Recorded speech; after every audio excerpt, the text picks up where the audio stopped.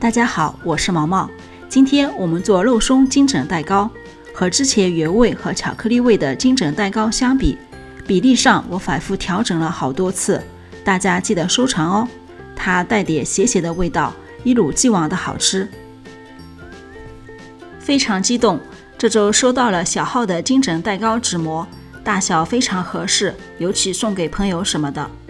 想烤的时候折上2个。非常加额外激动的是，一下子变得肉松自由，好大包的原味肉松、海苔肉松、蟹黄味肉松。打开的时候，我的脑袋里突然冒出肉松小贝、肉松金枕、肉松蛋黄酥，好多都想做一遍。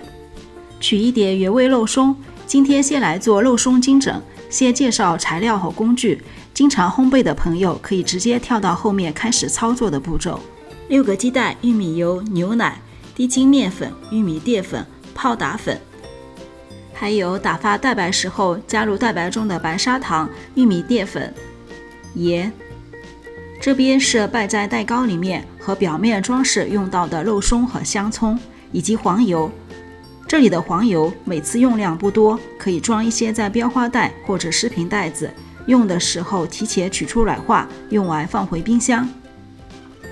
再啰嗦一下纸模的使用，纸模支撑力小，容易横向膨胀，所以我会在中间放上提供支撑的，比如这个饼干模具，这样可以帮助蛋糕往上膨胀，成品也会更加的好看。别的工具需要2个盆，一个制作蛋黄糊，一个制作蛋白糊，2个蛋抽、刮刀，就这些。啰嗦了好多准备工作，这就开始操作啦。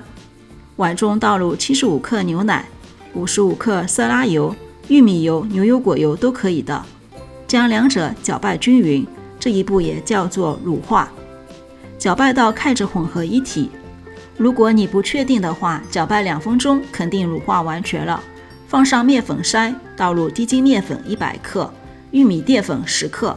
有个小技巧，称取玉米淀粉的时候可以直接称到面粉中，要单独称的话可以用这种小的纸杯模具，要不然玉米淀粉很容易粘在陶瓷碗或者玻璃碗壁，造成用量不准。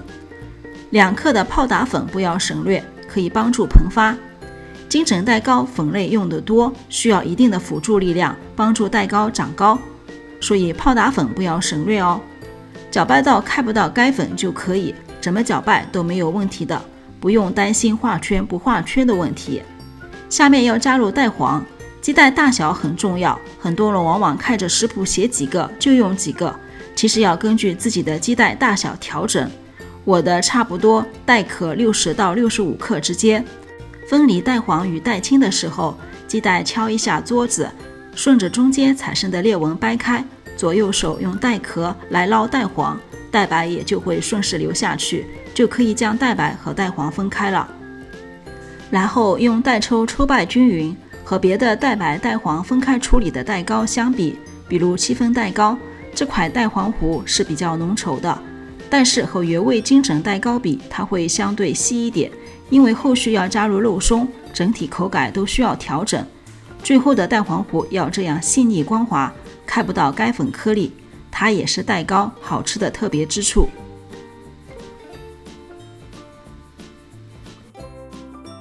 蛋黄糊放一边，之前分离的蛋白分好后可以直接拿去冷冻5到10分钟，或者就在室温直接打发。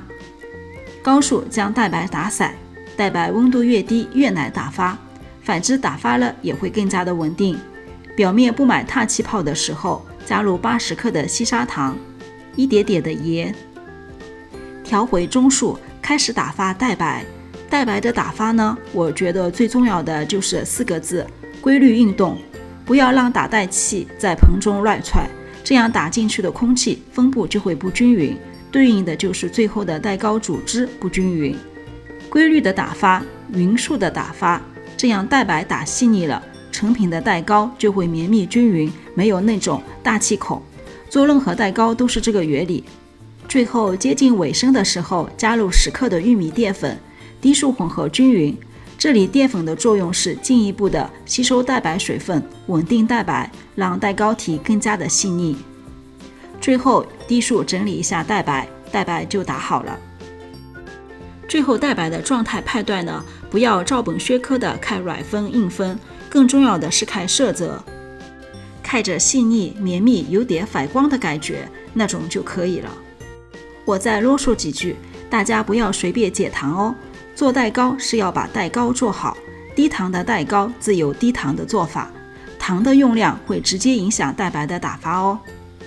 取出刚才的蛋黄糊，搅拌回复到顺滑，取一点蛋白进去，切拌翻拌都可以的方式，慢慢的将蛋白拌入到蛋黄中。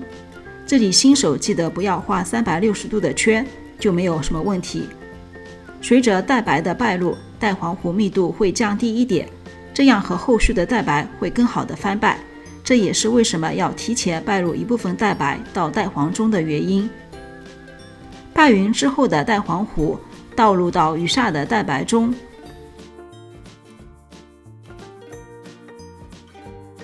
二八式2点中进8点中出，抄底翻拌，也就是说不要光在表面拌，要上下都翻拌到，跟平时炒菜一样。